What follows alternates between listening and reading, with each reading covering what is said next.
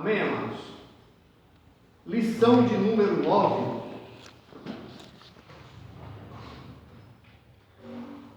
O mistério da unidade revelada. Nós estamos nesse segundo trimestre de 2020 estudando sobre a igreja eleita, carta paulina aos Efésios. A leitura bíblica em classe se encontra em Efésios, capítulo de número 3, do versículo de número 1 ao versículo de número 13. Efésios, capítulo de número 3, do versículo de número 1 ao versículo de número 13, que diz assim: Por essa causa, eu, Paulo, sou prisioneiro de Jesus Cristo por vós, os gentios, se é que tendes ouvido a dispensação da graça de Deus, que para convosco me foi dada, como me foi esse mistério manifestado pela revelação, como acima em pouco vos escrevi, pelo que, quando ledes, podeis perceber a minha compreensão do mistério de Cristo, o qual, noutros séculos, não foi manifestada aos filhos dos homens, como agora tem sido revelado pelo Espírito aos seus santos apóstolos e profetas, a saber que os gentios são co-herdeiros e de um mesmo corpo e participantes da promessa em Cristo pelo Evangelho, do qual fui feito ministro pelo dom da graça de Deus, que me foi dado segundo a operação do seu poder.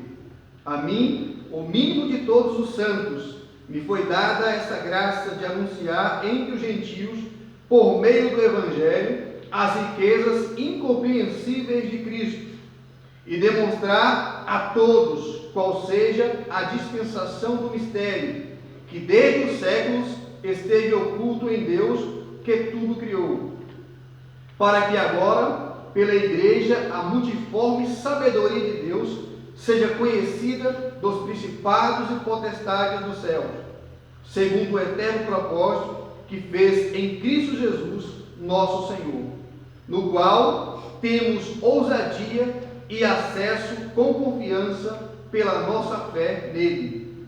Portanto, vos peço que não desfaleçais nas minhas tribulações por vós, que são a vossa glória. Amém? Os irmãos podem sentar. Glória a Deus.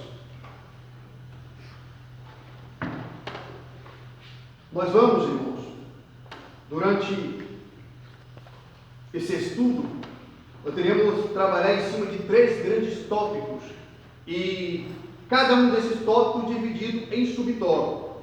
Nós já vamos pular a introdução e vamos direto para o primeiro tópico, que diz assim: o mistério oculto no Antigo Testamento. Os gentios ignoravam as promessas e os judeus pensavam serem os únicos beneficiários delas, porém ambos desconheciam o mistério que esteve oculto. Subtópico 1. O conceito bíblico de mistério. Do grego mysterion, a palavra mistério significa segredo ou doutrina secreta. Indica alguma verdade divina que esteve oculta e passou a ser conhecida. Não se refere a algo misterioso que somente alguns poucos iniciados possam compreender, como ensinavam alguns adeptos do falso misticismo. Pelo contrário, no cristianismo, significa uma verdade que esteve encoberta e agora foi desvendada em benefício de todos, como o Senhor diz em 1 Timóteo, capítulo de número 2, versículo de número 4, o Senhor diz que a vontade dele é que todos os seres humanos tenham conhecimento da verdade e assim encontrem ou alcancem a salvação. Amados, logo no início aqui do primeiro tópico, o autor da lição, ele vai pontuar que os gentios ignoravam as promessas de Deus e que os judeus ostentavam que eles eram os únicos beneficiários das promessas que Deus havia feito. E o apóstolo Paulo, na carta aos Efésios, no capítulo de número 3, ele vai fazer essa comparação e mostrar que tanto os gentios como os próprios judeus, que eram os detentores da palavra, detentores da lei, desconheciam todo o projeto de Deus para a humanidade. Os gentios ignoravam por não conhecer as promessas que Deus tinha para eles. E quando a gente não conhecemos, nós não buscamos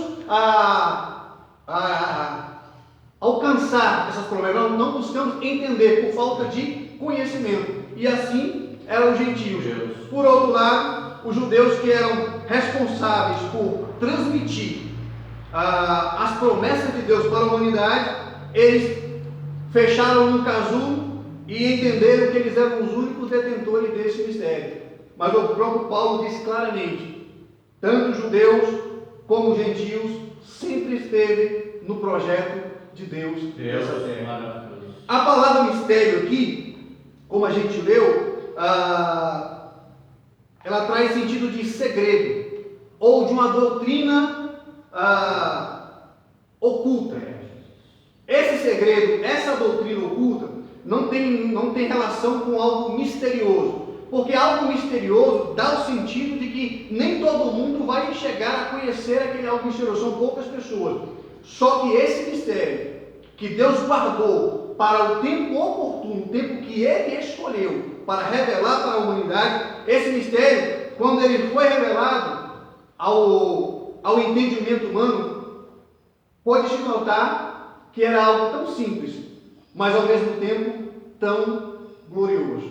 Deus maravilhoso. O autor da lição, ele vai pontuar que esse mistério é a igreja. Eu vou concordar e vou discordar com ele. Eu vou concordar porque a igreja ela esteve oculta para o povo no Antigo Testamento. Eu vou concordar com relação a isso, e foi revelado no Novo Testamento. Mas o maior mistério revelado por Deus, que esteve oculto no Antigo Testamento e que foi revelado no Novo Testamento, chama-se Jesus Cristo, do qual a igreja foi fundada nele, por ele e através dele. Então, esse mistério ao qual o apóstolo Paulo fala logo aqui no versículo de número 5, do capítulo 3 de Efésios, esse mistério é um mistério que, quando ele foi revelado para o conhecimento de toda a humanidade. Amém? Amém. 2. O desconhecimento do mistério. Para compreender em que sentido o mistério esteja oculto desde outras gerações, é preciso pôr em foco o advérbio como, que aparece no texto com valor circunstancial. Noutros séculos não foi manifestado como agora. A expressão como indica que no Antigo Testamento esses mistérios não foi dado a conhecer tão claramente como agora foi desvendado pelo Espírito Santo. Isso não quer dizer que antes da nova aliança ninguém tomara conhecimento acerca desse mistério, ou seja, a bênção de que os gentios também participariam. Quando se fala que o povo do Antigo Testamento, ou o povo da Antiga Aliança, não tiveram total compreensão do mistério ao qual Deus já vinha falando, ou vinha falado através dele, quando se diz isso, não quer dizer que eles não tinham conhecimento. Eles sim tinham conhecimento porque os próprios profetas do Antigo Testamento tinham pontuado em cima disso. O que eles não tinham e que isso só foi possível no Novo Testamento, através dos profetas do Novo Testamento, através dos apóstolos do Novo Testamento, é uma informação clara, é uma clareza de entendimento como nós hoje temos, eles não tinham lá no passado. Mas a gente vai nos pontuar aqui no tópico seguinte, que os profetas do Antigo Testamento já vinham falando que Deus tinha um projeto de inclusão dos gentios na aliança ou na salvação da humanidade. Aleluia. 3. O mistério dos profetas da Antiga Aliança. Os escritores do Antigo Testamento não apenas conheciam a respeito das bênçãos prometidas aos gentios, eles fizeram menção delas.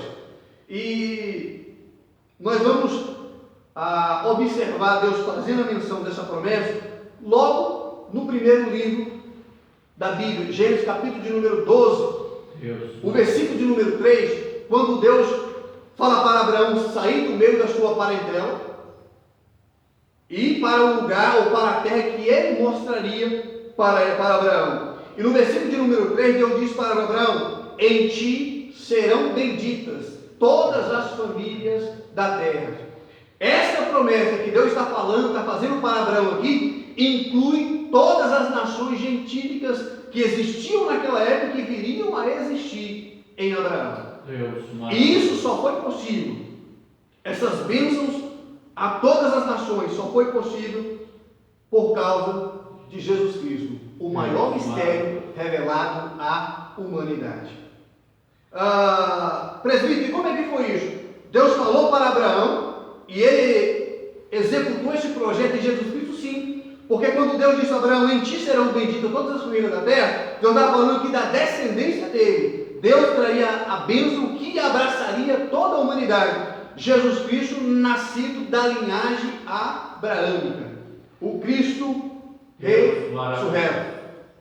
E Isaías, profeta messiânico, no capítulo de número 49, versículo de número 6, diz assim: disse mais: porque pouco é que sejas o meu servo, para que restaure as tribos de Jacó e torne a trazer os guardados de Israel. Também te dei para a luz dos gentios, para serem a minha salvação até o confim da terra. Ou seja, nós olhamos aqui em dois grandes homens do Antigo Testamento: Abraão, conhecido como pai da fé, Deus falando para Abraão que ele, através da descendência dele, ele traria bênção a toda a humanidade, e através do profeta messiânico, do profeta Isaías, quando Deus disse que nos judeus, ou da linhagem judaica, Deus traria um que traria luz a todas as nações gentílicas da terra, incluindo eu e você aqui nessa manhã, estudando a palavra do Deus Todo-Poderoso. Deus maravilhoso. Irmãos, sempre esteve no projeto de Deus a minha e a sua salvação.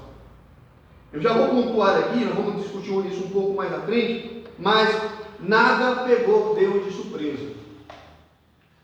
A transgressão do homem lá no Éden não pegou o nosso Deus de surpresa.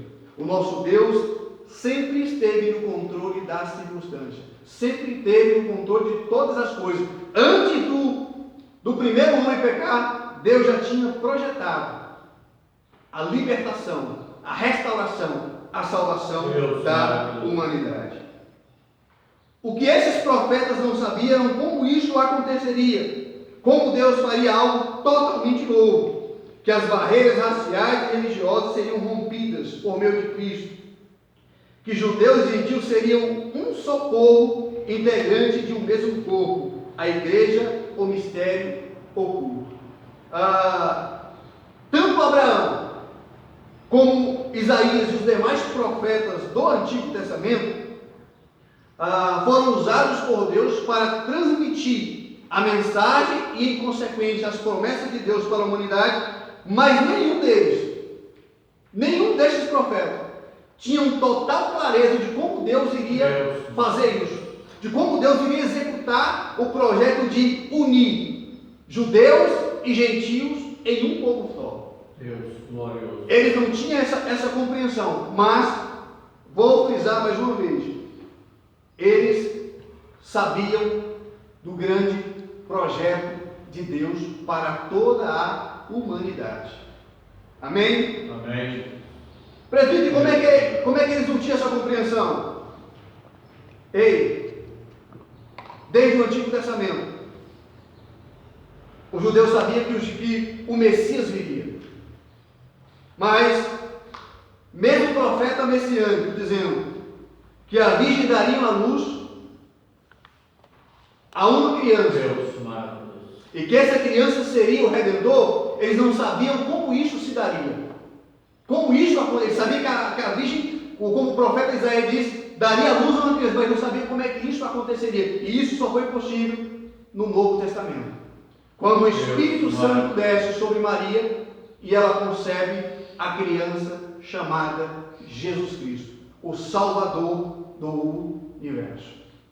Aquilo que ficou um pouco obscuro ou não com tanta clareza para os profetas do Antigo Testamento, aprove a Deus revelar a mim e a você aqui, nessa manhã, estudando a palavra dele. Quão maravilhoso é esse Deus, quão glorioso é esse Deus, que guardou algo para revelar no tempo propício, no tempo necessário, para que toda a humanidade fosse abraçada por esse perdão maior, o perdão de Deus. Tópico 2. O mistério revelado no Novo Testamento. O plano divino oculto quanto à Igreja de Cristo e a ênfase paulina acerca do mistério revelado aos apóstolos e profetas. Revelado aos apóstolos e profetas. Ao fazer a abertura do capítulo 3 de Efésios, Paulo destaca a sua condição de prisioneiro, o processo de sua vocação e como lhe foi esse mistério manifestado pela revelação. Em passagens correlatas, Paulo deixa claro que não recebeu seu apostolado de homem algum, que a doutrina que ensinava não aprendeu com nenhum homem, e que ao ser enviado aos gentios, não consultou homem algum. Significa dizer que a chamada, a doutrina e a comissão lhe foram divinamente confiadas pela revelação de Jesus Cristo. O apóstolo assegura que o mistério oculto foi revelado pelo Espírito de Deus a ele e aos demais apóstolos e profetas. Ele indica que o mistério divino não poderia ser desvendado por meio do raciocínio intelectual. Portanto, o apóstolo enfatiza que o mistério foi dado a conhecer por meio da revelação divina e não por meio da sabedoria humana. 1 Coríntios 2, versículo 4, Paulo diz assim: a minha palavra e a minha pregação não consistiram em palavras persuasivas de sabedoria humana, mas em demonstração do Espírito Santo e do poder de Deus. Irmãos, quando o apóstolo Paulo faz essa colocação, que ele não aprendeu com homem algum, nós precisamos entender algo aqui. Paulo não era qualquer homem, ou não era qualquer pessoa. Paulo, ele era pode-se dizer, um doutor da lei, um conhecedor da lei judaica. Fariseu, que estudou com o melhor rabino de sua época, Gamaliel. Então Paulo, ele conhecia toda a lei, ele conhecia toda a escritura do Antigo Testamento. E quando ele faz a colocação aqui que ele não aprendeu diretamente com homem algum, ele não está desmerecendo o conhecimento que ele aprendeu aos pés do rabino de sua época. Quando ele faz essa colocação aqui, de que ele aprendeu diretamente com o Senhor Jesus Cristo, é porque em Cristo Jesus, ele teve a clareza de informação, ou a clareza do entendimento de tudo aquilo que ele havia aprendido lá com os rabinos da sua época, e que até então ele tinha uma compreensão limitada, e que em Cristo Jesus essa compreensão ganhou uma abrangência bem maior do conhecimento e do entendimento da palavra de Deus. E aqui vai um conselho meu para você que gosta de estudar teologia, gosta de estudar as linhas teológicas. Ei, conhecimento sem graça não tem valor nenhum. Deus maravilhoso. Conhecimento sem graça só serve para o homem se orgulhar e ficar soberbo. É preciso conhecimento e graça no mesmo patamar. Precisamos estudar a palavra de Deus. Eu sou um defensor de que os cristãos, todos eles, têm um conhecimento pelo menos do básico em teologia. Eu sou defensor disso. Mas o conhecimento sem a graça, ela não tem serventia nenhuma. O próprio Paulo é um exemplo claro disso. Quando só tinha conhecimento, e o conhecimento vasto da lei, O Saulo de Tarso era um perseguidor da igreja de Cristo, ele era um perseguidor da verdade. A partir do momento que ele teve um verdadeiro encontro com Cristo, o conhecimento que ele tinha foi dosado com a graça de Deus. E essa graça trouxe a ele uma percepção maior das promessas de Deus para a humanidade e do projeto de Deus para a vida dele nessa terra. Então, como Jesus Cristo, eu e você precisamos crescer na graça e no conhecimento. Ó, nivelado, graça e conhecimento, juntos, para a glória do nosso Deus. Amém, amados? Então, o apóstolo Paulo teve a sua mente aberta. Estudando diretamente com o Senhor Jesus Cristo. As pessoas têm uma compreensão um pouco errada, ou um pouco não, um tanto errada, de como isso se deu. Penso que é quando Paulo teve um encontro com Cristo, em que ele cai ao chão, fica 3 dias sem enxergar. As pessoas pensam que quando a escama dos olhos cai, no dia seguinte Paulo já estava pregando o Evangelho, Paulo já estava na missão. Segundo os estudiosos, aproximadamente 14 anos, Paulo esteve estudando diretamente com o Senhor Jesus Cristo. Por isso ele vai dizer, eu não aprendi com homem algum, foi diretamente com ele. Revisando tudo aquilo que ele aprendeu com os profetas, com os rabinos do Antigo Testamento, tudo aquilo que ele aprendeu, e agora com a pessoa do Senhor Jesus Cristo, trazendo a clareza de informação para ele de tudo aquilo que os profetas falavam. Amém? Então você em sua casa, toda vez que você estiver estudando a palavra de Deus, convide o Espírito Santo para ler a palavra juntamente contigo. Ele te dará o conhecimento que você e a sua família precisam. 2. O mistério oculto revelado. Em termos gerais, o mistério revelado é a igreja. Essa revelação começa pela declaração de que o Pai idealizou tudo desde sempre e prossegue com a execução da obra de Cristo e também com a criação de uma nova humanidade, como também a união de judeus e gentios, como família de Deus e corpo de Cristo. E a comunicação dessas verdades aos santos apóstolos e profetas. Por fim, o anúncio dessas dádivas do mistério revelado recai sobre a responsabilidade da igreja, para que a multiforme sabedoria de Deus se torne conhecida. Significa que a própria igreja é a principal agência divina de divulgação desse mistério, a fim de unir todos os homens em um só povo por meio de Cristo. O que é pontuado nesse tópico é que a responsabilidade hoje de transmitir a verdade, transmitir a palavra de Deus à humanidade, a responsabilidade hoje é exclusivamente da igreja do Senhor Jesus Cristo. Que é composta tanto de judeus como de gentios. Judeus convertidos a Cristo. Judeus que verdadeiramente foram abraçados pelo Espírito Santo e entenderam que Jesus Cristo é o Messias que foi prometido, que veio, pagou o preço na cruz do Calvário e que retornará para buscar a sua igreja. Então é essa igreja que é responsável por transmitir o Evangelho, transmitir a luz à humanidade. E é por isso que a igreja do Senhor Jesus Cristo, no decorrer da história, ou no decorrer dos séculos, tem sido perseguida pelo nosso adversário, tentando fazer com que a igreja se cale, por ela ser a portadora da verdade de Deus. Maravilhoso. 3. A magnitude do mistério. Outrora ninguém tinha ventilado a possibilidade da formação de um só povo, sem distinção de pessoas, etnia ou classe social.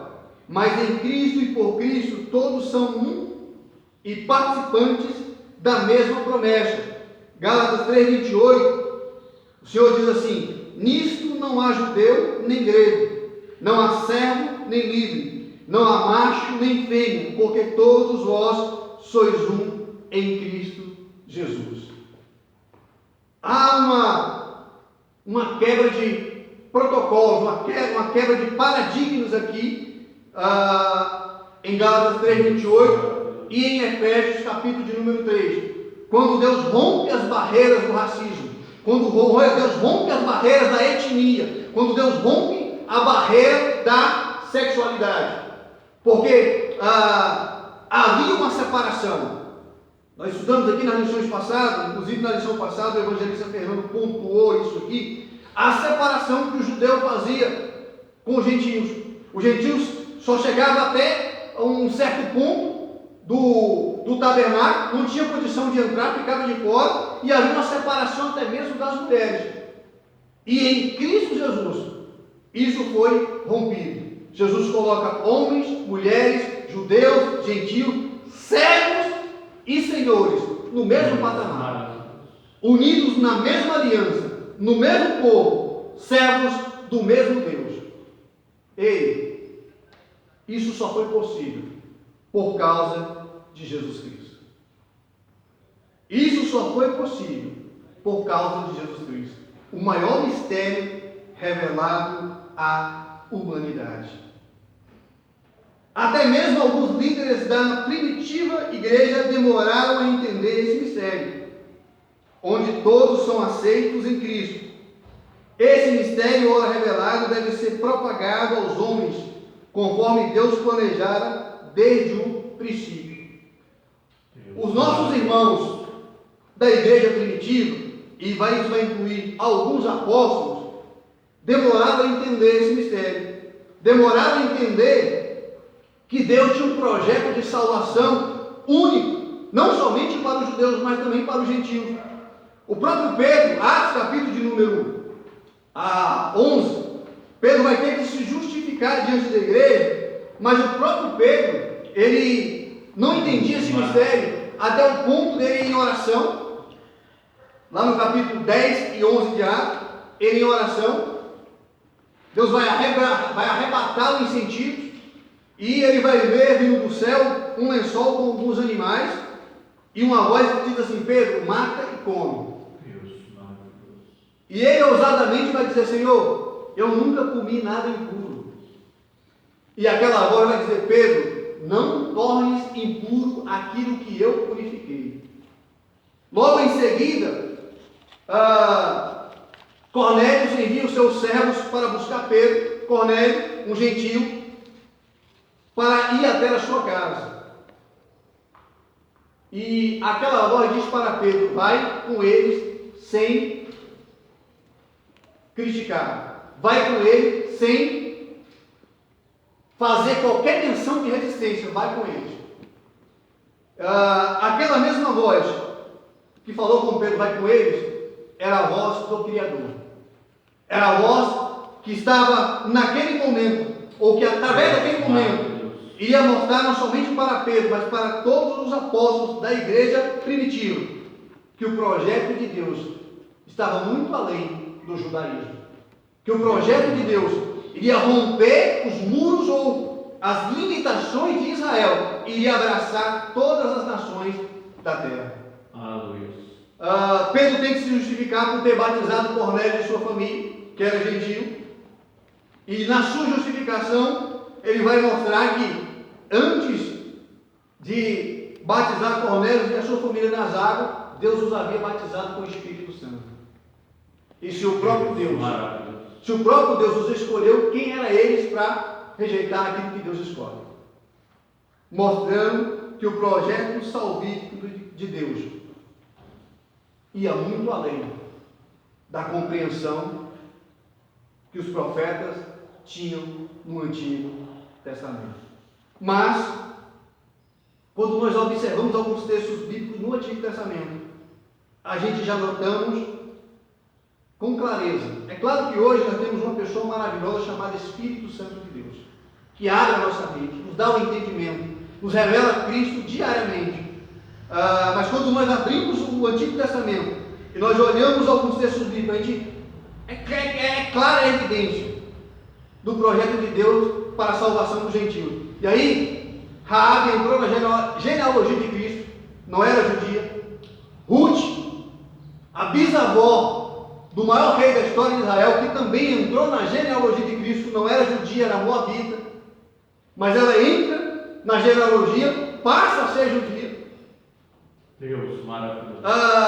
E o próprio judeu, quando povos ou pessoas de outras nações queriam se tornar judias, passavam pela circuncidação, passavam a viver entre o povo de Israel, ganhavam, nós falamos hoje da nacionalidade judia. Então a gente já via ali, desde esse princípio a gente já via Deus, o projeto de Deus para abraçar toda a humanidade.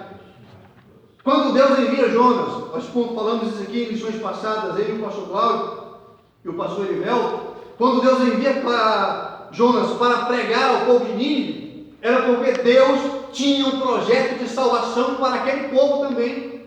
Então no Antigo Testamento, quando nós olhamos hoje, com o olhar direcionado pelo Espírito Santo de Deus, nós observamos essa clareza do projeto salvífico de Deus para a humanidade desde o princípio. Deus maravilhoso. Desde o princípio. E aqui vai mais uma orientação para você.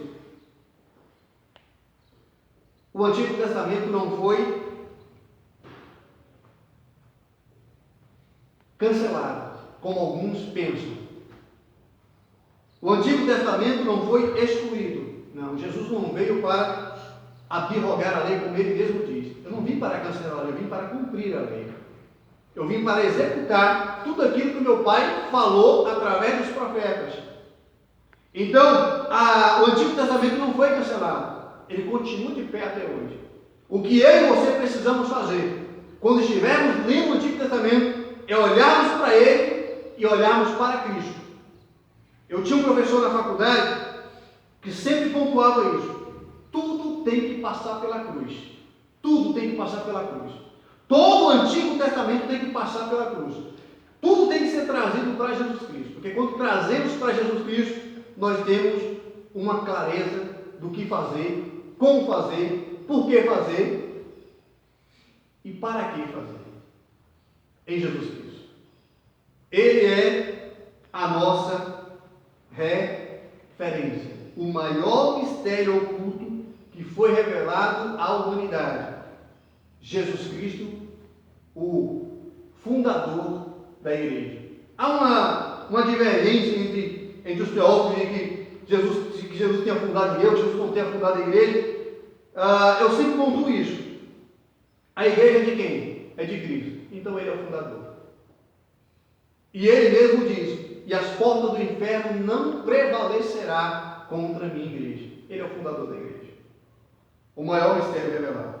Então, irmão, todas as vezes que você estiver meditando na palavra de Deus, olhe para ela, trazendo para Jesus. Aquilo que eu tenho falado algumas vezes com alguns irmãos. Tudo que você for fazer, faça um questionamento. O que Jesus faria no meu lugar? O que ele falaria para essa irmã? O que ele falaria para o meu vizinho? O que ele falaria para o meu patrão? Se Jesus estivesse no meu lugar, como ele executaria esse serviço que é minha obrigação de fazer? São perguntas que, quando nós trazemos para Cristo, nós temos a informação concreta de como fazer, por que fazer e para que fazer. E tudo é para a glória de Deus. Amém? 3. O mistério pré-estabelecido por Deus. Deus não foi surpreendido com o pecado no Éden. Desde a eternidade, o Senhor pré-estabeleceu um plano para ser executado na plenitude dos tempos. As riquezas insondáveis de Cristo. O mistério agora revelado e anunciado é considerado pelos apóstolos como riquezas insondáveis. A expressão se refere às maravilhas e à providência divina que estão além do entendimento humano. Para o apóstolo Paulo, compartilhar com os povos essas boas novas era algo imensurável. A mensagem da qual ele fora incumbido consistia em ministrar a todos a perfeição e a preciosidade do mistério que estivera oculto. Proclamar que essas dádivas foram projetadas desde a eternidade sendo livremente concedida aos homens por meio de Cristo. Tudo abrange o beneplácito da vontade divina, que articulou o plano, o conteúdo deste plano, e a pessoa de Cristo, que executou o plano pré-estabelecido por Deus. Aquilo que nós falávamos logo no início. O pecado no Éden não pegou Deus de surpresa.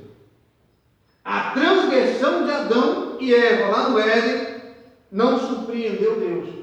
Deus já tinha um plano pré-estabelecido de restauração da comunhão do homem com ele antes da queda de Adão e Eva. E aqui fica algo claro para mim e para você, meu irmão. Para mim e para você, meu irmão, nessa manhã. Nós estamos enfrentando um momento difícil com essa pandemia, nós temos pontuado isso aqui. Mas, assim como a queda do homem, assim como o pecado de Adão e Eva não pegou Deus de surpresa, essa pandemia nos pegou de surpresa, mas não pegou Deus de surpresa. E em tudo, Deus tem um propósito nessa terra. Eu não tenho dúvida que diante dessa pandemia, que Deus permitiu que viesse à humanidade, Ele tem um propósito através dessa pandemia. E esse propósito eu posso te afirmar com toda certeza, é para a edificação da igreja e para a glória dele.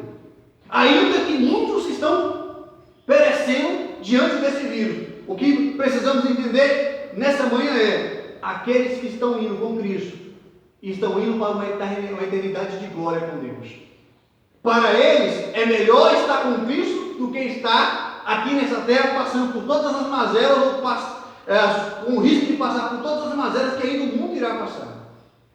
Mas para aqueles que estão indo sem Cristo, é uma eternidade de sofrimento. É uma eternidade de angústia, de tristeza. É uma eternidade de prantos e ranger de dentes. É por isso que nós precisamos estarmos dia a dia em comunhão com Deus. Ele é o sentido de todas as coisas. Deus, maravilha. Então, meus irmãos, quando o apóstolo Paulo faz essa colocação aqui no versículo de número 8, que as riquezas que eles estavam pronunciando de Deus para a humanidade eram riquezas insondáveis. Quando ele faz essa colocação, ele está dizendo que a mente humana não é capaz de mensurar quão grandiosas riquezas Deus havia prometido e havia executado através do seu Filho para a humanidade. A mente humana não consegue mensurar isso. E aí entra aquilo que Paulo vai dizer em outra de suas cartas. As coisas espirituais para o homem natural é loucura. As coisas de Deus para o homem natural é loucura, mas para o homem espiritual, para o homem e a mulher de Deus, é o poder de Deus. E esse poder não é possível mensurá-lo somente com o intelectual. E é por isso que nós observamos alguns homens inteligentíssimos, algumas mulheres inteligentíssimas, doutores, filósofos, muitos teólogos, muitos historiadores, muitos cientistas, homens inteligentíssimos, mulheres inteligentíssimas. Mas quando